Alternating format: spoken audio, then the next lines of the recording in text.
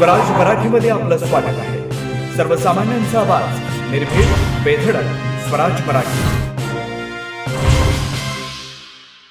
पाहूया स्वराज्य Marathi top 10 headlines. India आघाडीच्या बैठकीमध्ये शेवटच्या खुर्चीवर बसल्यावर उद्धव ठाकरेंवर जोरदार टीका आणि स्वाभिमान विकला, त्यांना काँग्रेसने जागा दाखवली, शिंदेंचा टोला, शिंदेंच्या शिवसेनेचं आंदोलन. उद्धव ठाकरे शेवटच्या रांगेत बसल्यावरून संजय राऊत आणि नरेश मस्किनमध्ये जुंपली. नरेश मस्के दुतोंडी गांडूळ, राऊतांची जहरी टीका, तर गांजा राऊत म्हणतात मस्कीचा पालक.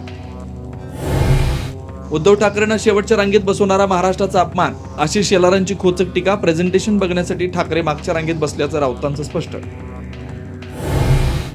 मुंबईत बाळासाहेबांच्या स्मृतीस्थळावर शिंदेंच्या सेनेचं उपरोधिक आंदोलन. उद्धव ठाकरेंना माफ करा म्हणून शिंदे सेनेची प्रार्थना. इंडियाच्या बैठकीत उद्धव ठाकरेंना मागच्या खुर्चीवर बसवल्याचा आरोप. इंडिया आघाडीच्या बैठकीनंतर राहुल गांधी आणि उद्धव ठाकरेंमध्ये चर्चा. अर्धा तास स्वतंत्र बैठक. महाराष्ट्राच्या राजकीय समीकरणात राज ठाकरेंसोबतच्या युतीबाबतची चर्चा.